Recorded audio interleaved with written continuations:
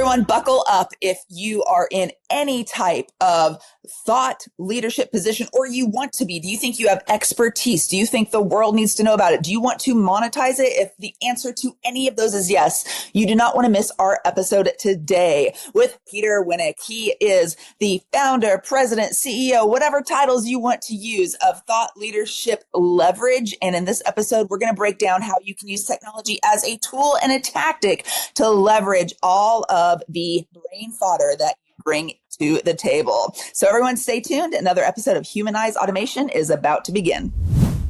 Welcome back, everyone, to another episode of Humanize Automation. I'm Dr. Jill Schiefelbein, your host, and I'm kind of geeked out today. I mean, well, let's be honest. If you've listened to more than one episode, you know I geek out a lot, but I really love talking to people who have a diverse background, who have come to entrepreneurship, to business ownership, and then now to helping business owners really leverage what they do best. And with this kind of diverse experience working in multiple industries, this is bound to be a fascinating conversation today. So everyone, let me introduce you without further ado to our guest, Peter Winick. He is the founder, CEO, grand poobah, the head honcho, whatever you want to say, at Thought Leadership Leverage. And we're just going to dive right in. So Peter, welcome to the show. Hey, thanks for having me, Jill. I'm so excited to dive into not only what you do, but how you're seeing technology influence what you do. But before we do that, I always think it's so important that people know the lens that you're presenting information through. So you kind of rewind a little bit and tell us about your path and the angle that you approach integrating technology in your business from. Yeah. So, my core business is really about strategy and helping thought leaders and authors and academics and such leverage and scale and better monetize their content and their thought leadership and their intellectual property. So technologies, I'm not a technologist, but the technologies change and the technologies bring new opportunities, and the technologies are something you have to think about. And I think one of the patterns that I see, whether it's, what do I do on social, or what do I do here, what do I do there, is people jump onto something tactically and don't look at it and say, well, how does this align or not align to the strategy, right? Like, remember during, COVID, Clubhouse, and everybody ran to that, like, go Google that. That was a thing for about an hour and a half, right? And I'm always like, okay, interesting. So AI, chat, whichever way we want to go with the tech. Let's see what our strategy is. Let's see where this could help us, support us, take costs out of the system, increase what we do, increase the quality of what we do, and then consider it. Don't dive into something for the sake of diving into it, unless you're in an experimental phase. And that's fine. You might say, hey, I'm in play mode. I want to play with this for a little bit. That's cool. But to me, I think oftentimes people, particularly thought leaders that happen to have a touch or more of ADD, if you will, or the creative types, they see the shiny thing and they're like, ooh, this is going to change the world. And it may very well do that. But before you go from zero to change the world, where do you start? How do you integrate it? Where are you going to add value to your clients? How is it going to help you be a better thought leader? That sort of thing. Now, and I think that's so important. There's a couple of things that you said that I really want to emphasize. The first of which is play. Designated play time is very different than an integrated strategy. And most people, if you're not using technology that's aligned to a goal, that's aligned to a KPI or metric or something that's measurable, you are in fact just playing. And I try to hit that hard on people all the time, but they're like, oh yeah, well, I'm using it for X, Y, Z. And I'm like, great. And how does that fit into your bigger picture plan? And exactly. You just get crickets. But sometimes that play, there's a period where you need to play to say, okay, now I think I kind of get it. And now I've eliminated 5 things that I thought it could do. It's not the Ginsu knife. It can't slice, dice, and do everything I'd like it to do. But I think it might be good for this, or it might be good for that, or it might be a good sparring partner or a good researcher. Like, you have to figure out what it might do and what it might replace. Because, quite frankly, most technologies are not additive. And I think that's a key issue for folks. No. And it's, again, designate that playtime. I tell my clients, I'm like, listen, have a mini hackathon, right? Make people feel smarter and part of something, even if they've never touched code a day in their life, right? Take the hackathon mentality, say that, hey, this week, you guys, 3 hours of your time this week, 6 hours, whatever it is, needs to be designated to this. And I'm going to pay you for it. And I want to see what you can find, right? Have that challenge, have that playtime, but realize, oh yeah, I'm using AI. It's a big part of my strategy. Great. If you can't tell me what measurable metric it's tied to, no, it's not part of strategy. It's something that you're figuring out. And I love how you said there's nothing wrong with that. Like the only way we grow is by experimenting and innovating and playing in a sandbox from time to time. But if it's not focused around a certain goal, then again, we need to kind of leverage it in there, in my opinion. Yeah, and I would say that's really a mindset, because there are thought leaders that are such perfectionists. Many of them, and I'm not painting with a broad brush here, have a more academic background where you don't put something out unless it's valid to the 11th decimal point. And then there are others who are like, I'll just throw a bunch of stuff against the wall. And I think somewhere in the middle is where you got to find your zone and say, hey, you know what? I've got two choices. I got an idea for a book. I can spend 9 months of my life and a couple of thousand hours and get this book out there and then see what happens. Or I could test an experiment. Let me write a 500 word, 1,000 word blog post on LinkedIn and test it. Let me do that again. Let me try it again. Crickets. Okay, well, if that's crickets, that's an awesome thing, because you just saved me 1,000 hours, 1,500 hours, 6 months of my life, and potentially some reputational harm by doing something. Nobody has ever, gone out of business, lost their reputation for putting up something on LinkedIn that's an experiment. That's a new idea that just, Right. Right. And when you're looking at like the experimentation phase of whether it's writing, whether it's, trying to codify, let me throw out the academic term there, like codify your thoughts into something that is actually tangible. You're not allowed to say pedagogal. Yes. You're not allowed to say that. I'm holding your one academic hand behind your back. So but this is where, I decided to go back and get my doctorate later in life, because I was continually frustrated by the amount of brilliance that you found in the academic setting and the inability of that brilliance to be communicated in a digestible way. And so I think what you do is so important to that end. And I like kind of the balance you struck between, hey, listen, you don't need that 11th decimal point, and I like to say throwing spaghetti against the wall and see what noodle actually stays up. It's gross no matter what, but maybe you'll get lucky and it's still not that appetizing. Like right in the middle there is where you have to just, the common adage, you're 80% of the way there, press play. Do it, yep. Press submit. And if you are a true expert in what you do, you can pivot and adapt from that and have conversations around it in a way that's only going to strengthen your case, in my opinion. Yeah, it's 100% right. 100%. And don't be afraid, because I think part of the struggle that oftentimes I see in the clients that I work with and thought leaders is they're the expert. Right. In many cases, literally, one of the top people in the world in whatever the space there is. So they forgot what it's like to have the beginner's mind, to get on a bicycle and fall off and skin your knee. Because everybody, CEOs and people are coming to them and say, oh, great one. What do I do? And they have all the answers. And then they're in a space where it's like, oh, have you ever tried being on a unicycle? No. It's like, okay, it's going to be weird. It's going to be awkward. You're going to fall. It's going to be bad. Right. And they haven't, it's been a long time since they've had that beginner mindset. So I think you have to almost prepare yourself to say, oh, well, I'm not going to be best in class at this my first time out of the gate. Why would I? I haven't put the reps in. No. And I think that's where, to go directly into a use case for AI, I teach a class at the University of South Florida in their doctoral program with a colleague of mine about getting eyes on your expertise, right? So trying to get these doctoral students who are executive program practitioners, right? They have at least a decade, if not more, of managerial experience, are coming in to try to, better themselves. And they have no clue how to utilize that in a bigger way. So it's like, the 0.101 version of what you do, Peter, but it's like, let's at least get them in the frame to be able to start doing this. And I told them, listen, guys, if you don't know how to make this tangible, because I'd asked them to go around the room. I said, in a one sentence, tell me the benefit of your research.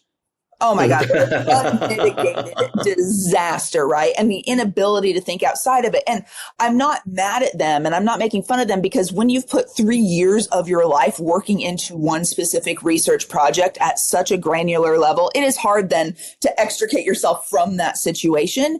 But it shouldn't be hard. But I would argue that if you can't do it, like listen, I'm working with people at a certain caliber, and oftentimes I'll say to them, whoa, time out.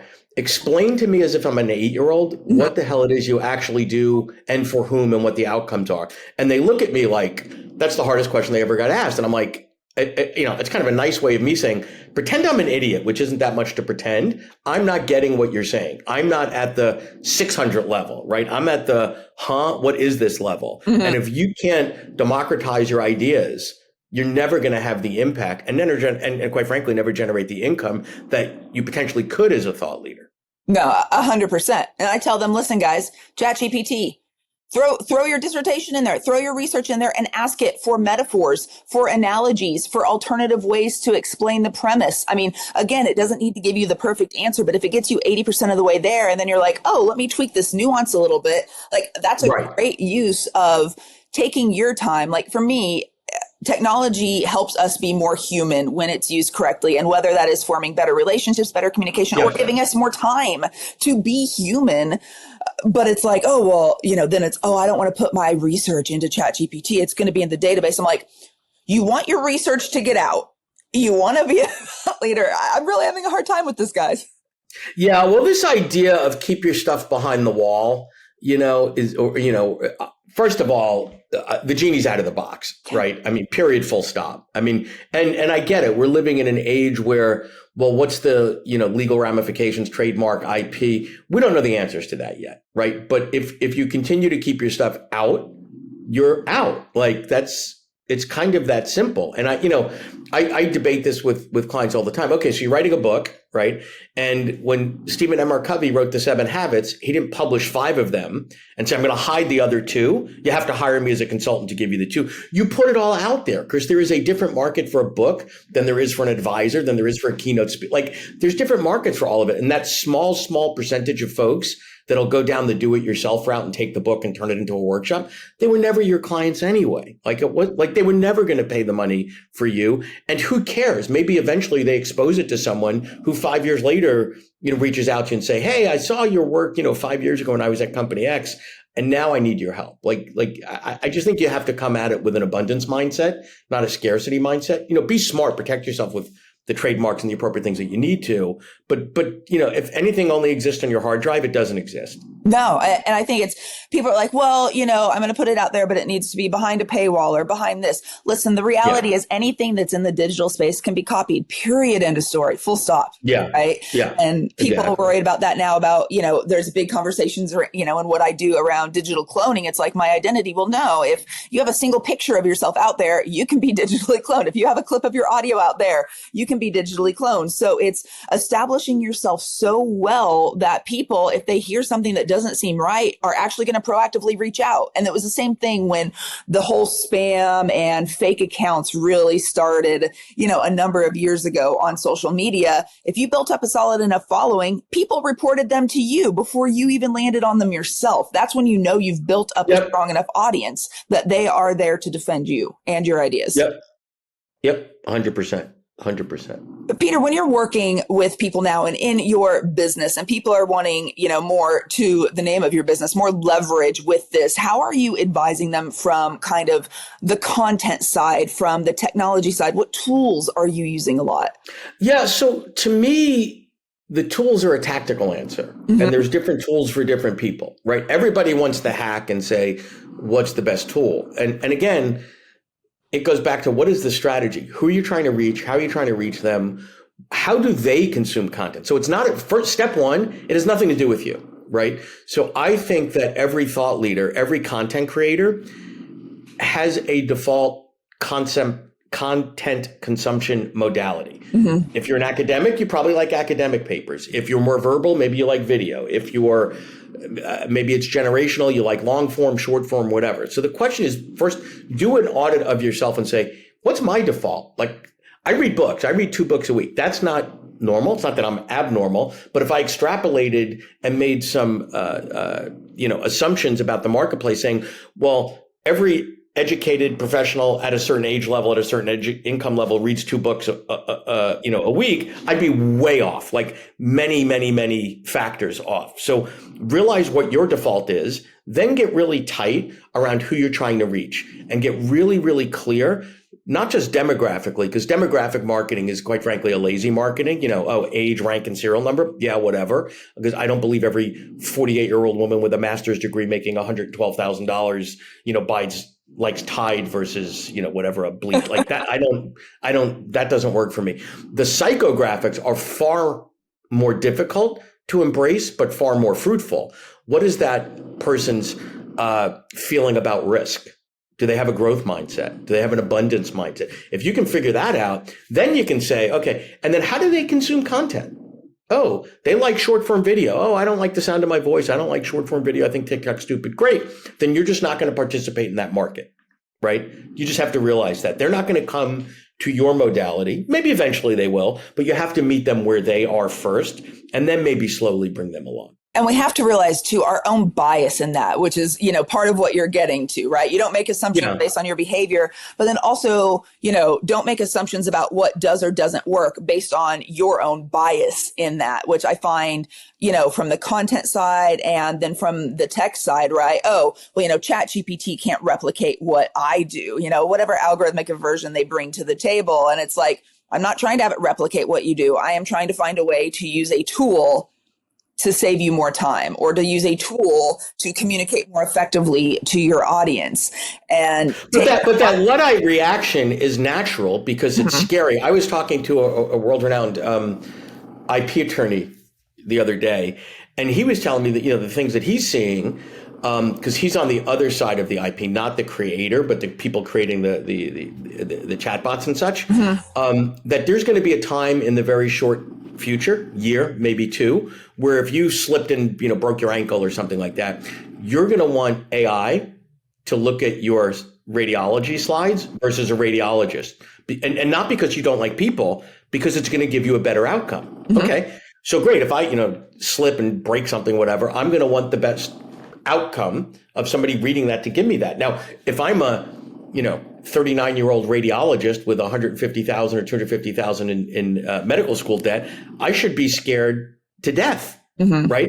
But I have to get over that fear because the world's not going to stop because I'm scared. And you say, okay, so is there an opportunity for radiologists to program their own bots? Is there an opportunity for radiologists to sort of be the bot? I don't know. Or is it, geez, you got to get retooled? Like, are those skills no longer viable in a larger marketplace? I go back to that, and I love that example. It's, okay, how can I be more human as a radiologist, right? How can I relate to my patients better? How can I help them make sense of this data and make sense of a report in a way that builds their whole entire health picture into practice, right? So it's, again, if you are pushing... Well, stay there a minute. So maybe there's an opportunity to be the empathetic radiologist, right? Maybe the technology can read the tumor better or the bone better or whatever, but would you want to get a text that said, "Hey, Jill, guess what? That scan came up pretty bad.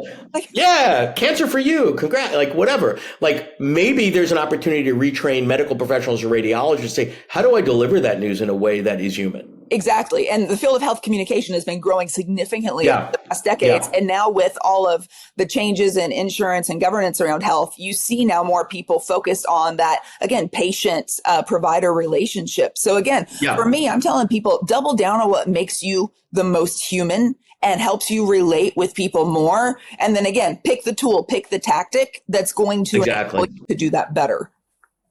100%. So Peter, one of the questions I like to ask people on this show is, tossing out this phrase, this idea of humanizing automation, right? It means different things in different industries. For you and the thought leaders that you work with, these experts who are trying to get their brain out to the public, how do you think of this idea of humanizing automation? Yeah, I think there's a couple of layers to that from where I sit. One is, and they're not synonyms, but how do you democratize it, right? Because oftentimes as thought leaders, we're operating at a really, really high level, right? Like, so we're best in class and we're only talking to CEOs or senior leaders or boards or world leaders or whatever. And that makes sense. That's where the market takes people, right? So if a board of directors is going to pay you $50,000 to spend a day with them, and a community college is going to pay you $500, like, okay, well, ultimately, now you might say, well, I like community colleges. I'm going to spend some time there. It's kind of my pro. Okay, that's fine. But ultimately, you're going to go where the market is going to compensate you best. So I would be thinking about it from the standpoint of, how do I democratize my content? How do I get it out there in a high quality way consistently at a lower cost per capita? Mm-hmm. Right. And that's where technology comes in, whether that's assessment tools, video-based training. You've got your bot thing that looks like you. That's cool, right? And it's not just cool like, oh, it's cool. It's cool plus utility, because cool without utility, you'll get 5 minutes of my time. It's cool a parlor trick. Utility. Mm-hmm. Yeah, it's right. Look, I can pull this, rabbit out of my hat. Okay, that's cute. But cool has to have a utility factor. Like, why would I tune into that again? Why would I trust that for information? And eventually, once you see that, like I'm using your chat avatar thing, I don't even look at that as like, oh, this is a cool piece of technology. It's like, no, Jill is telling me something really, really cool. Now, it's not really you, right, but it's another way for you to deliver high quality information to me. Yeah. And I think from that, democratizing access, information, all these things has just been a cornerstone for decades of where my heart's at. And I think it's really, especially in the thought leadership market, you can't be in a million places at once. So, for example, in building online courses, I use Real Me to give you the skeleton of my content. I use AI Me to customize that content to each and every person that buys a course, to each and every industry in that segment, because there's no way a single human could do all of that, but I can make it a better experience for someone and provide extra value by leveraging that tool to an end goal. Yes, that's right. That's right. And then in terms of, when you're looking to get this content out, because people listening into this are all over the board at what they do in terms of working in industry for a bigger company or being entrepreneurs, just people interested in finding better ways to utilize these tools to make what they do better and spend more time doing what they love. What are you seeing in terms of maybe it's efficiencies with your clients, or maybe it's what's provoking the most curiosity right now? Yeah. So I think if you look at it, where does it play across a continuum? I think there's some places it does really well and some places it doesn't. So for example, we could do a screen share right now and go onto LinkedIn and play, name the author, chat. There's a lot of garbage that's out there. Give me 600 words on, like, okay, but guess what? Like, you can fool some of the people some of the time. Most of the stuff that it produces without the human intervention is lazy, is horrible, is weak. It's what used to be airline magazine quality journalism. No offense to the airline magazine journalist, if they're out there, right? But it's just bad. The stuff that's where it's used, it's invisible. So I think it's really, really good as a research partner. Mm-hmm. I think it's really, really good as a sparring partner.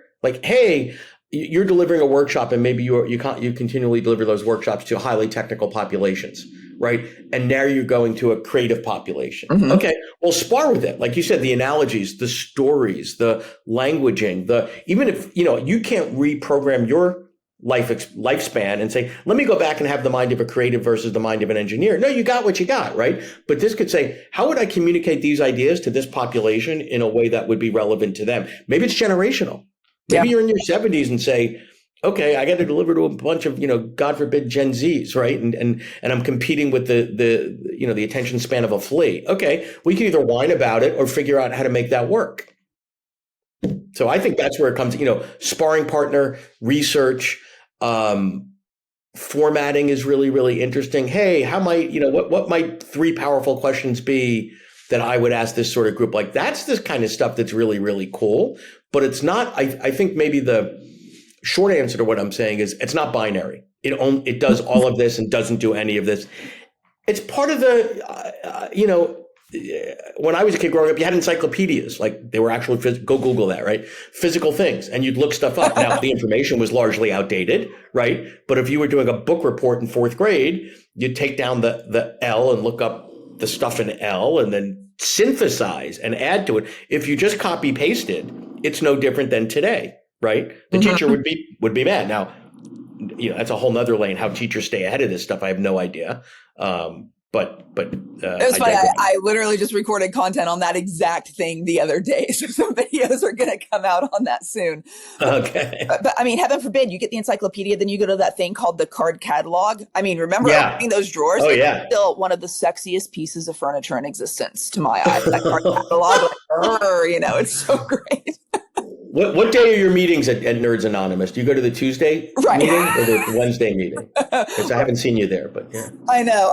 It's, man, those card catalogs. But it's, when you think about how you retrieve information, one of the things I just love that you said, I call it, use it as a customizer, use it as a humanizer. I like it. You're like, use it as a sparring partner.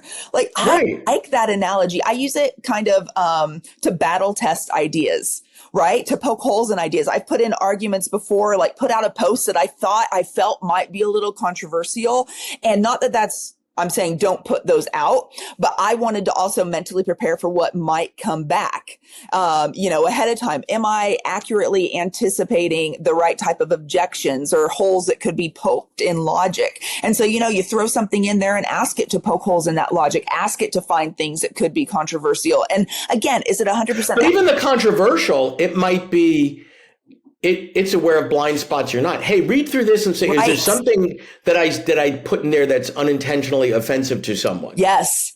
Right. This is why we have our lens, we have our bias. Yeah. That's what makes us human. And that's what makes your perspective valuable to the right audience, is because they can consume your content because they identify with you, your brain, the way you structure things for whatever reason. But we all have blind spots, all of us. Yeah. This is a great tool to uncover them. Exactly. When I think of the work that you do, Peter, and you have, this is a quantifiable term here, a shit ton of content on leveraging. That's a technical term. Yeah, very much so. When you look at all of the content that you've created, that you do on a regular basis with your podcast, with your writing, with your video content, etc., what are some of the things that you've personally in your business kind of shifted over the past 5-10 years? And you talked about Clubhouse earlier. I have a whole rant on that because people are like, you're an idiot for not being on. I said, you guys, when it's not COVID, do we sit and listen to audio out loud? Never. And if you do, you're that a-hole in the Sky Club that's on a speakerphone call and people want to punch you, but... Well, let me go back to the Clubhouse thing. So when Clubhouse came out, I had never seen an adoption rate so high. But like you, I said, but this isn't a normal time, right? Like there's something weird. There's something odd about we're all trapped at home and we're burnt out with Zoom fatigue. So I dabbled in it, right? Like I went on, I got invited to co-host some things. I didn't want to do that yet. So I just went on and listened. And I said, okay, this is a bunch of crypto dudes, like whatever. And I didn't like the vibe of it. It felt like CB radio. Like there was something like, I don't know. I don't need to be the first kid on my block to be on it, but I do have an obligation to my clients to at least have a point of view.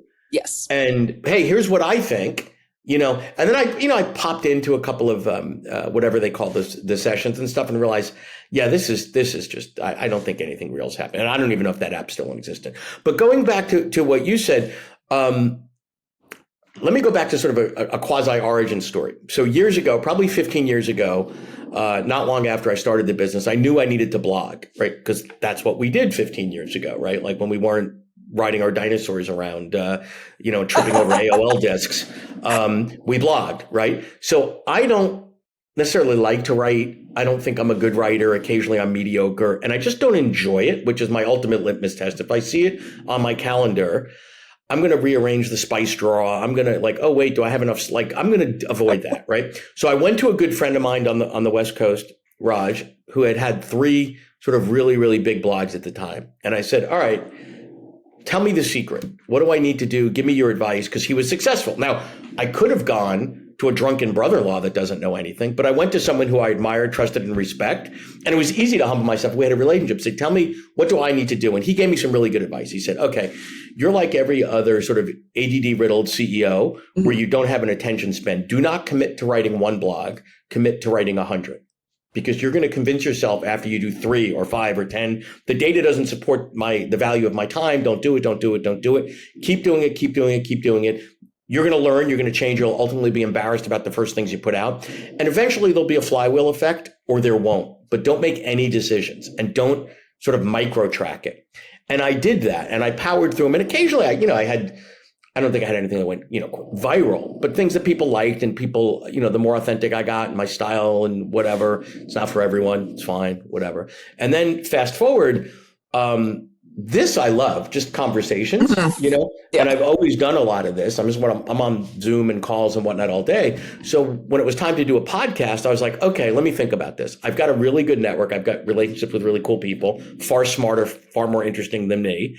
And I can hold a conversation. That sounds like more fun than pounding out, 8 blogs a month. Yeah. Let's try it. That point, I committed to doing 50 because 100 was just far too many to commit to. And I did that. And I said, be open-minded. Here's what my assumptions are. And I kind of scribbled down my assumptions, but be open-minded to what the outcomes are. And, here I am 7 years later, 600 and some odd episodes. And I've got to talk to people who wouldn't give me the time of day if it wasn't for a $100 microphone and now somewhat of a reputation in that space in podcasting. And then the other thing was I never got obsessed with how many viewers, how many followers. I don't care because that's not the metric. And Tim Ferriss has nothing to worry about. Joe Rogan has nothing to worry about. Gary Vee has nothing to worry about with me behind them. I look at how much time, money, and energy am I investing in this? What is it doing for the brand? And what is it doing from a net new client acquisition vehicle? And do I enjoy it? Most importantly, and am I learning something? So fast forward a whole bunch of years, we've repurposed episodes into LinkedIn Learning episodes, which was never a sort of part of the formula, but it's like, oh yeah, we could do that. Like we've gotten, literally I've never sold a dime's worth of advertising on the podcast, but I can attribute millions of dollars worth of revenue over the last 6 years directly to relationships formed there. And I can cross introduce people all the time. Hey, you had Jill on your show, Peter, would you introduce me? Sure. She'd be a great guest for you. Why wouldn't I do that? No, I think I like the focus, the thing that you said about repurposing, right? And unanticipated, right? You didn't set out with that plan, but you found that your content, what you have can be valuable in other ways. And I think one of the great things right now about a lot of these generative AI tools that exist, I don't know if you've ever tried Cast Magic. It was my first dabble into it. And it was when I uploaded, it was originally designed for podcasts. And Riverside does some cool stuff with, a lot of cool things too. But like Cast Magic, before I tried Riverside, I actually would upload keynote speeches and panels that I was on into it. And the way it would break it down into content, into quotes, into timestamps, into all of that. Oh, I have seen that. Yeah. I have seen that. It's multiple cool. tools do it now, but it's like even that because people are like, oh, well, what do I have to share? I'm like, I don't have a podcast. I'm guessing you've been a guest on some podcasts. Exactly. Grab an episode and pop it in there and let AI analyze and look and see what could potentially be of value. And again, use it as that, as you said, sparring partner or, starting board. Eradicate your blank page syndrome. Well, and that repurposing thing has always been a core principle because when I was blogging, I'd say, okay, well, what are the ones that resonated? Oh, wow, for some reason, people like this one. Okay, let's double down on that. Let's do another one on that. Let's do a cartoon on it. Let's do an infographic on it. Let's potentially turn that into a video. So it takes out the guesswork. If the market's already validated that it likes that idea in one form, chances are pretty good if you move it into another format, all you're doing is introducing it to a different audience or a newer audience. So I do typically every Wednesday, these little short form videos, 60 to 90 seconds. And I keep a running tally of like interesting things. You and I maybe had a conversation. I scribble down something that popped into my head and I'll go, 90 seconds. Right. And they're really more about keeping the brand out there, sharing information, et cetera, et cetera. But that's led to a lot of opportunity where I've been invited on things that I wouldn't be invited on. And we've repurposed some of those into learning and be open as to what your intent was and where people find the value in it. Yeah. And I love that you talked about in here, I'm not chasing views. I'm not chasing this. I'm chasing, is it producing results, right? Monetary results back to my business. And I think there's so much now that when you want to test things out, we can test things faster using different technological tools. We can do A/B tests at a much more rapid rate than we could otherwise. So again, looking at if your goal is to get 5-6-figure consulting contracts very quickly with boards of directors or whatever it may be, you're going to look at a different type of content repurposing than if it's to get views, right? Views Right, aren't what right. typically pay the bucks unless you're trying to be this major influencer and make money as an influencer. Yeah, and vanity metrics, quite frankly, are lazy. They're lazy metrics. How many views and how many reachers? I don't care. Like, I really don't. I mean, we look at it, but I'm like, I don't care. What I know is in the last quarter, I can attribute this much incoming interest and this much revenue to people that saw it in this modality that wouldn't have if we didn't have it. Yeah. One of the things as we kind of wrap up here, I want to like throw an idea out to you. And I don't know if it may or may not fit with your audience or where you see it fit in, or maybe you've already capitalized on it. But, I think of people who have content out there and then want to expand their marketplace, especially global, with the technologies that exist when I can one click translate in your voice, in your likeness to 28 plus different languages. Oh, it's so cool. Yeah. What markets are you seeing for that, or have you thought of in that, whether it's for your stuff or for your clients? Yeah. So, one response I have to that is pre-COVID, there was a bias in the marketplace that thought leadership is primarily a North American export, with a little bit of exception for the Brits and European, right? Mm. Like, if a company like keynote speakers in North America charge far more than they do in Europe, and that's just the way the market worked. And then, we didn't wear pants for 3 years and didn't leave the house, and it didn't really matter where the ideas came from, and that went away. So now we realize that thought leadership is truly, it always has been, but our default switch is, this is global, tell me why it's not. Mm-hmm. Right? And therefore, now what you have to realize is the pricing might be different, there might be some cultural nuances. The translation stuff used to be the big hurdle. It is a non-hurdle today because of the technology. It used to be, how do you get the colloquialisms and all that sort of stuff? That's a tech problem now, not a people problem as much anymore. So to me, it's really a function of early on with a thought leader. Where do you reach? Where do your ideas resonate, et cetera, et cetera? Let's start there. And when we're looking at global organizations, so for example, in North America, we've got tons of global organizations.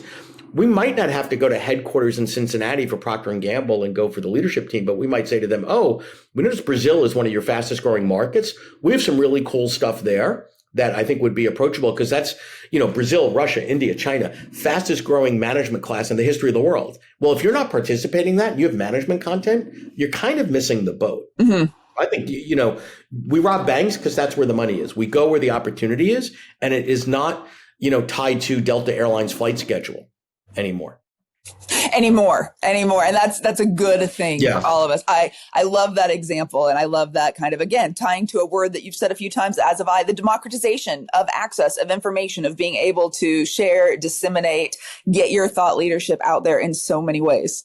Well, let me just push on the democratization. Yep. I'm not coming at that from I'm a socialist, give all your stuff away to everybody because Absolutely. It's better for the world.